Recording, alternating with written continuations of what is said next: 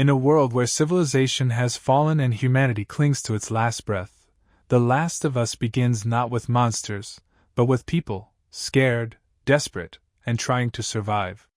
The story starts in 2013, when a strange fungal infection, Cordyceps, mutates and begins spreading through the human population.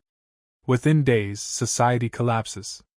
The infected turn into horrifying creatures, not zombies in the traditional sense, but humans overtaken by a parasitic fungus that controls their minds. We meet Joel Miller, an ordinary man, a father trying to protect his daughter, Sarah, during the early chaos. Sirens echo through the night as the outbreak consumes their city. In the midst of the escape, tragedy strikes. Sarah is shot by a soldier, dying in Joel's arms. This heartbreaking moment becomes the emotional scar that defines Joel's character for decades. 20 years later, the world has changed. Cities are ruins, nature has reclaimed the land, and survivors live under harsh military control. Joel, now hardened and emotionally distant, works as a smuggler in the Boston quarantine zone. He's seen it all: loss, betrayal, violence. Nothing surprises him anymore. Until he meets Ellie, a 14-year-old girl with a secret that could change everything. Ellie was bitten by an infected weeks ago, yet she didn't turn. She's immune. The Fireflies, a rebel group fighting against the military, believe she could be the key to finding a cure. They task Joel with smuggling her across the country to a Firefly lab. Reluctant at first, Joel agrees, more for survival than heroism. As they travel across the desolate United States, through crumbling cities, dangerous scavengers, and terrifying infected, a bond begins to form. Joel, the broken man who lost everything, starts to see Ellie as the daughter he never got to save. Ellie, strong yet vulnerable, finds in Joel the father she never had. But survival in this world always comes with a cost. Along their journey, they face hunters, cannibals, and the horrifying clickers, infected so far gone that they navigate by sound alone. Yet the most terrifying monsters aren't always the infected, they're the people still living. By the end of this stage, we see their journey reaching a critical point. Joel and Ellie's bond grows, but so does the danger surrounding them. Every step forward reveals how fragile hope truly is in a world built on loss. The journey of Joel and Ellie moves into darker, more emotional territory. They've crossed destroyed cities, frozen mountains, and abandoned highways. Every encounter has tested their will to survive, but also their growing connection, from strangers forced together, to something resembling family.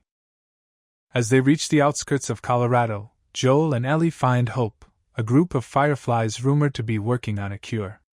But fate, as always, has other plans.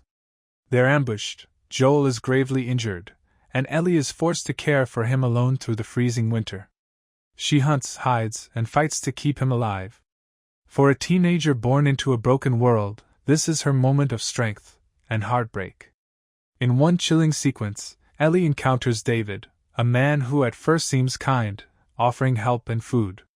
But slowly, his mask slips. David is a predator, a leader of a group of cannibals who prey on the weak to survive.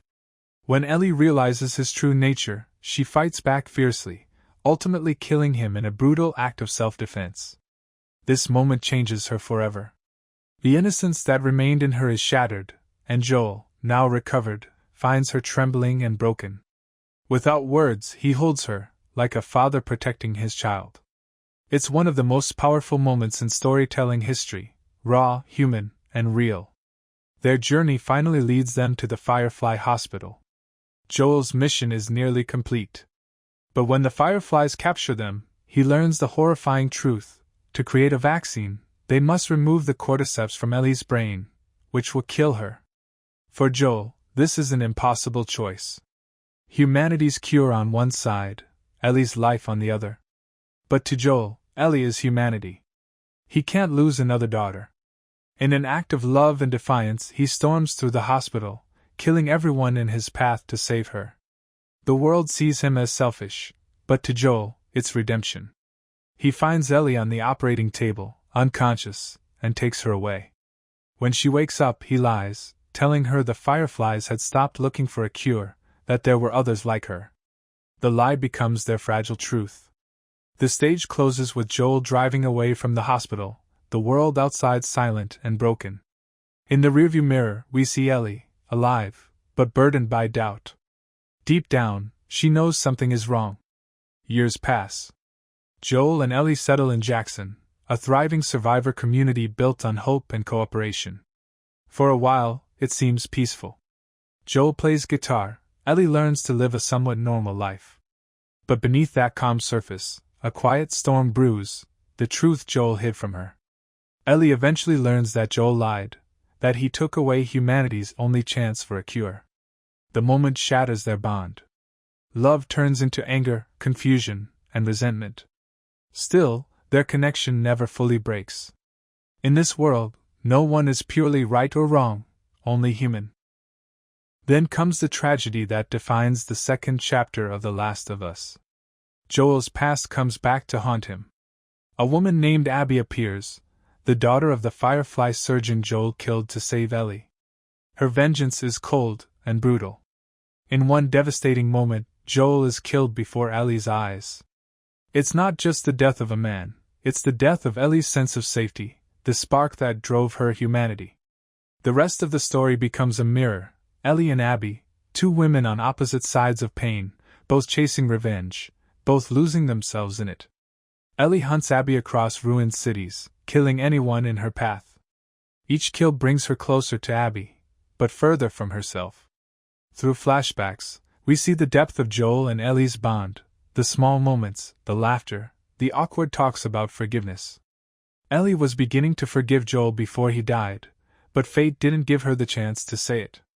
That's what drives her, not just anger, but guilt. When Ellie finally finds Abby, both are broken.